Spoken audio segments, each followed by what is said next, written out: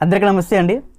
కూటమి ప్రభుత్వం అధికారం చేపట్టిన తర్వాత మొట్టమొదటిగా దృష్టి పెట్టినటువంటి అంశం ఏదైతే ఉందో అది మద్యం పాలసీ. రేపు అక్టోబర్ 1వ తారీఖు నుంచి కూటమి ప్రభుత్వం కొత్త మద్యం పాలసీని అమల్లోకి తేబోతుంది.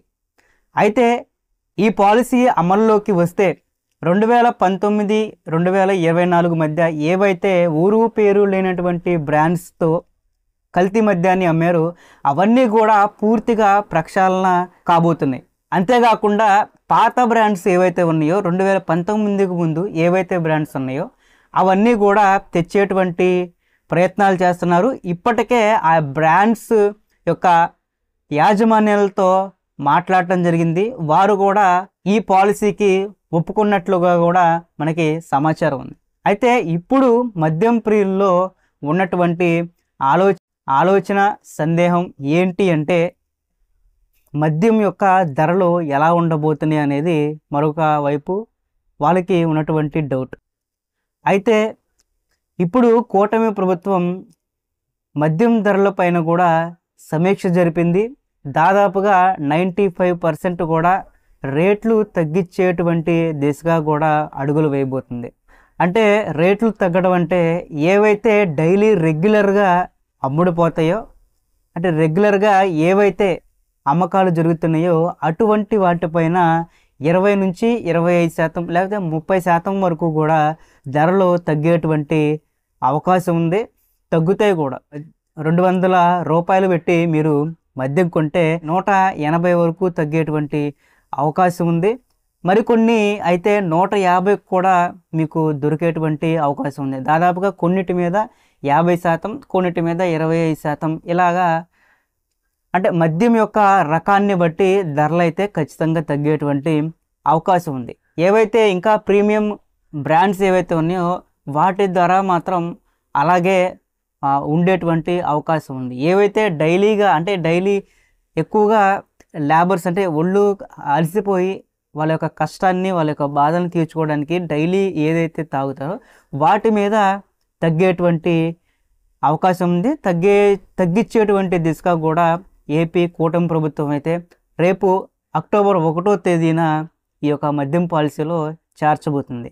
మరొక సందేహం ఏంటి అంటే ఇప్పుడు ఉన్నటువంటి ప్రభుత్వ మద్యం దుకాణాలు ఉంటాయా, లేకపోతే అవి తీసేసి ప్రైవేట్ వాటికి ఇస్తున్నారా అనేది ఇంకొక వైపు సందేహం కూడా మద్యం ప్రియుల్లో ఉంది.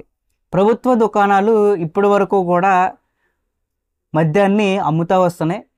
ఎంఆర్పి ధరలు ఏవైతే ఉన్నాయో వాటి ప్రకారమే మద్యం అమ్ముతున్నారు తప్ప ఎక్కడా కూడా ₹1 ఎక్స్ట్రా అనేది ఛార్జ్ చేయట్లేదు ఈ మద్యం మీద. ఒకవేళ ఈ ప్రభుత్వ మద్యం దుకాణాలని తీసేస్తే ప్రైవేటు షాపులు కనుక ఇచ్చినట్టయితే వారు ఎంఆర్పి ధరల కంటే ఎక్కువగా వేసుకొని వారు అమ్మేటువంటి అవకాశాలు ఉంటాయి. అవకాశం ఉండటమే కాదు, ఖచ్చితంగా ఎంఆర్పి కంటే ఎక్కువ ధరలకే అమ్ముతారు కూడా. ఇది కాకుండా వారు ఏ ఊర్లో అయితే దుకాణాలు లేవో అక్కడ ఇన్లీగల్గా బెల్ట్ షాపు వీళ్ళే ఎవరైతే ఈ టెండర్లు దక్కించుకుంటారో వాళ్ళే బెల్ట్ షాపులు తెరిచేసి అక్రమంగా వారు అక్కడే మద్యం అమ్ముతారు, ఎక్కువ ధరలకు అమ్ముతారు. అంతేకాకుండా వారు కల్తీ చేసినా కూడా మనం ఆశ్చర్యపోవాల్సినటువంటి అవసరం లేదు. ఇవన్నీ కారణాల దృష్ట్యా ప్రస్తుతానికైతే ప్రభుత్వ మద్యం దుకాణాలని తీసేటువంటి ఆలోచన ప్రభుత్వం చేయట్లేదు. అలాగని పెంచేటువంటి అవకాశం కూడా ఆ వైపు కూడా ప్రభుత్వం ఆలోచన చేయట్లేదు. అటు పెంచరు, ఇటు తగ్గించరు. ఏవైతే ఉన్నాయో అలాగే అవి కంటిన్యూ అయ్యేటువంటి అవకాశాలు ఉన్నాయి. అలాగని చెప్పి ప్రైవేటుకి ఇవ్వకపోవడం అనేది జరగదు. కాకపోతే టెండర్లు పిలిచేటప్పుడు ఏంటంటే ఈ టెండర్లు ఏవైతే ఉన్నాయో వాటి యొక్క రుసుము అనేది కొంచెం ఎక్కువ ఛార్జ్ వసూలు చేసే విధంగా ప్రభుత్వం అయితే ఆలోచించున్నట్లుగా మనకైతే సమాచారం ఉంది. అలాగని చెప్పి ఎక్కువ రుసుము చెల్లిస్తున్నాం కాబట్టి మేము ఎంఆర్పి కంటే ఎక్కువ ధరలు అమ్ముతామంటే మాత్రం కుదరదు. ఎంఆర్పి ప్రభుత్వం ఏ రేట్ అయితే నిర్ణయించిందో అదే రేటుకి మద్యాన్ని అమ్మాలి తప్ప ₹1 కూడా ఎక్స్ట్రా చేసుకుంటే అది ఇన్లీగల్ కిందకి వస్తుంది. సో రేపు 1వ తారీఖు అక్టోబర్ 1వ తేదీన కొత్త మద్యం పాలసీ అమల్లోకి రానుంది. ధరలు తగ్గుతాయి. అంతేకాకుండా ఏవైతే ప్రభుత్వ దుకాణాలు ఇప్పటి వరకు మద్యాన్ని అమ్మాయో అవే ప్రభుత్వ దుకాణాల చేత ఇప్పుడు మద్యం అయితే అమ్మటానికి కూటమి ప్రభుత్వం